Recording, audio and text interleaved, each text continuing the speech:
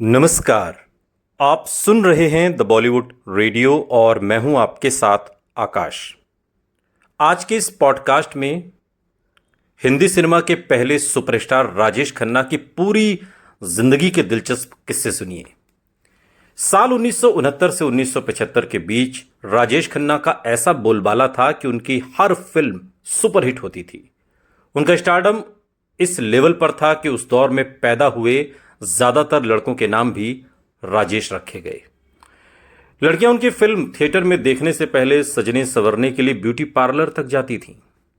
1970 के दशक में इनके बंगले पर लड़कियों के इतने खत आते थे कि उन्हें पढ़ने के लिए अलग से एक शख्स को अपॉइंट करना पड़ा था और इनमें कई खत खून से लिखे हुए होते थे और इन खतों के जवाब में जो हजारों खत आते थे राजेश खन्ना की तस्वीर उनके ऑटोग्राफ के साथ भेजी जाती थी। 3 साल में राजेश खन्ना ने लगातार 15 फिल्में दी जो सुपरहिट रहीं और एक रिकॉर्ड था। इसके बाद राजेश खन्ना ने स्टारडम उनसे संभाले नहीं संभला तो ये तक वो सोचने लगे कि उनकी कुछ फिल्में अब फ्लॉप भी हो जाएं। यानी कि लगातार हर सुपरहिट हुए जा रही है, फिल्मों का बोझ भी बढ़ता जा रहा है, तमाम ऑफर्स आ रहे हैं। वो ये सोचने लगे थे कि यार एक आधी फ्लॉप हो जाए तो जरा बैलेंस हो। वो 14 बार फिल्म फेयर अवार्ड्स के लिए नॉमिनेट हुए और 3 बार ये अवार्ड उन्होंने अपने नाम किया। वैसे काका के नाम से मशहूर राजेश खन्ना की जिंदगी में ऐसा दौर भी आया था जब उनका स्टारडम खत्म होने की कगार पर था और उनकी फिल्में भी पिटने लगी थीं और कहा जाता है कि उन पर स्टारडम का जुनून सवार हो गया था और वो किसी को कुछ नहीं समझते थे। सेट पर भी बहुत लेट आते थे। एक बार जब उन्हें इसके लिए टोका गया तो उन्होंने कह दिया कि करियर की ऐसी की तैसी। 29 दिसंबर साल 1942 को अमृतसर में लाला हीरा चंद खन्ना और चंद्रानी के घर राजेश खन्ना का जन्म हुआ। पिता स्कूल टीचर थे। इनका असली नाम जतिन था और राजेश नाम तो इन्होंने अपने अंकल के कहने पर रखा, जो इनके अंकल थे मामा के तलवार। और इस तरीके से धीरे धीरे जिंदगी आगे बढ़ने लगी।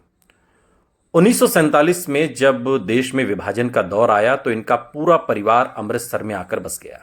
घर की माली हालत खराब थी क्योंकि विभाजन के चलते पिता नौकरी से हाथ धो बैठे थे। परिवार को पालना उनके लिए मुश्किल हो रहा था और ऐसे में उन्होंने बेटे राजेश को अपने एक रिश्तेदार को सौंप दिया जो कि बंबई में रहा करते थे। और यहां आकर बचपन से ही राजेश खन्ना एक्टर बनने का सपना देखने लगे। 10 साल की उम्र में उन्होंने थिएटर ज्वाइन किया। स्कूल कॉलेज में भी वो होने वाले हर फंक्शन में बढ़ चढ़कर हिस्सा लेते, जिसके लिए उन्हें कई अवार्ड और ट्रॉफियां मिली। एक्टर बनने की चाह ही 1965 में राजेश खन्ना को एक टैलेंट हंट तक खींच लाई। ये टैलेंट हंट यूनाइटेड प्रोड्यूसर्स और फिल्म फेयर ने आयोजित किया था और इस हंट में B.R. चोपड़ा, G.P. सिप्पी, शक्ति सामंत जैसे बड़े डायरेक्टर इसके जज थे।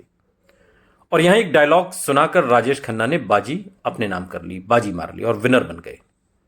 इसके बाद राजेश खन्ना ने करियर की ऐसी उड़ान भरी कि उन्होंने फिर कभी पीछे मुड़कर नहीं देखा। G.P. सिप्पी ने उन्हें अपनी फिल्म राज के लिए साइन किया जिसमें उनका डबल रोल था। इसके बाद चेतन आनंद ने उन्हें फिल्म आखिरी खत के लिए साइन किया। यह फिल्म पहले रिलीज हुई लेकिन फ्लॉप रही। उस दौर की मीडिया रिपोर्ट्स की माने तो राजेश खन्ना शुरुआत से ही लेट लतीफ थे और सेट पर लेट आने का सिलसिला उन्होंने फिल्म राज की शूटिंग से ही शुरू कर दिया था, जो उनकी पहली साइनिंग फिल्म थी। जब फिल्म की शूटिंग शुरू हुई तो राजेश खन्ना को सुबह 8 बजे सेट पर बुलाया गया, लेकिन वो 11 बजे पहुंचे और लोग ये देखकर हैरान थे कि नए एक्टर होकर भी वो सेट पर पहले ही दिन लेट कैसे पहुंच सकते हैं। क्रू के कुछ सीनियर मेंबर्स ने उन्हें डांट भी लगाई, लेकिन इससे राजेश खन्ना पर कोई खास असर नहीं पड़ा। उल्टा उन्होंने सबसे कह दिया कि देखिए, करियर जाए भाड़ में और एक्टिंग की ऐसी कि तैसी, मैं किसी भी चीज के लिए अपने लाइफस्टाइल को नहीं बदलूंगा। यह बात सुनते ही सेट पर सन्नाटा छा गया। खैर, 1969 का वो साल था जिसमें राजेश खन्ना को अपार सफलता मिली और उन्हें सुपरस्टार बना दिया। इस साल उनकी फिल्म शर्मिला टैगोर के साथ आराधना रिलीज हुई। फिल्म में वो शर्मिला टैगोर के पति के रोल में थे जिसकी मौत हो जाती है और बाद में राजेश खन्ना को ही उनके बेटे के रोल में दिखाया गया। फिल्म में भले ही सेंट्रल कैरेक्टर शर्मिला टैगोर का रहा हो, लेकिन डबल रोल में राजेश खन्ना अपनी छाप छोड़ने में कामयाब रहे। राजेश खन्ना ने एक इंटरव्यू में बात के दिनों में कहा भी था कि जब फिल्म रिलीज हुई तो इसके शो शुरू होने से पहले मैं सबको नमस्ते और हाय कर रहा था, लेकिन कोई मुझे जवाब तक नहीं दे रहा था और इससे निराश होकर मैं होटल के कमरे में चला गया। मगर फिल्म खत्म होने के बाद लोग मुझे ढूंढते हुए मेरे पास आए और कहा कि चलिए, लोग आपके बारे में पूछ रहे हैं, और फिर मैं गया। आराधना के बाद राजेश खन्ना ने हिट फिल्मों की झड़ी लगा दी। लगातार 14-15 सुपर डुपर हिट फिल्में और एक ऐसा रिकॉर्ड जिसे आज तक कोई नहीं तोड़ पाया। अमिताभ, शाहरुख, सलमान, आमिर, तमाम बड़े सितारे आए। लोग एक फिल्म देखकर उनकी दूसरी फिल्म देखने के लिए थिएटर में घुस जाते और सारे बड़े थिएटर में 5-6 फिल्में तो समझिए राजेश खन्ना की ही चला करती थी। और एक समय राजेश खन्ना अपने स्टारडम से इतने परेशान हो गए थे कि वो खुद चाहने लगे थे कि उनकी कुछ एक फिल्में फ्लॉप हो जाए ताकि इतना स्टारडम वो संभाल भी सकें। फिल्म हाथी मेरे साथी भी उन्होंने इसलिए ही साइन की थी क्योंकि इसकी स्क्रिप्ट उन्हें पसंद नहीं आई थी। उन्हें लगा कि फिल्म में दम नहीं है, लेकिन इसके बावजूद ये फिल्म सुपरहिट साबित हुई, क्योंकि इस फिल्म की स्क्रिप्ट को सलीम जावेद ने रीराइट किया।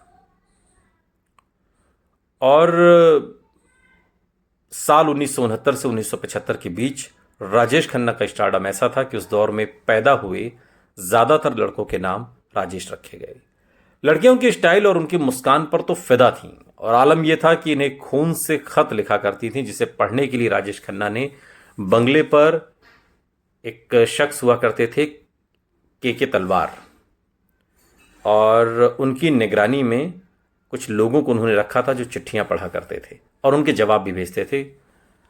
राजेश खन्ना पर किताब the untold story of India's first superstar लिखने वाले यासिर उस्मान ने राजेश खन्ना की मृत्यु से पहले एक इंटरव्यू में काका की दीवानगी का किस्सा सुनाते हुए कहा था कि मैंने एक बार एक बुजुर्ग महिला से पूछा था कि राजेश खन्ना क्या थे आपके लिए, तो उन्होंने कहा था कि आप कभी नहीं समझेंगे।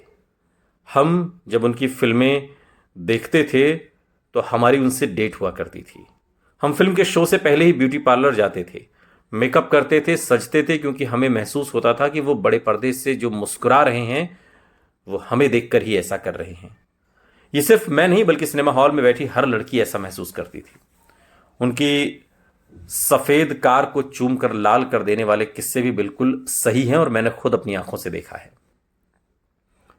1973 में डिंपल कपाड़िया से शादी करने से पहले राजेश खन्ना सालों तक अंजू महेंद्रू के साथ लिव इन रिलेशनशिप में थे और करीब 2 साल बाद दोनों का रिश्ता, 7 साल दोनों साथ रहे और उसके बाद उन दोनों का रिश्ता खत्म हो गया।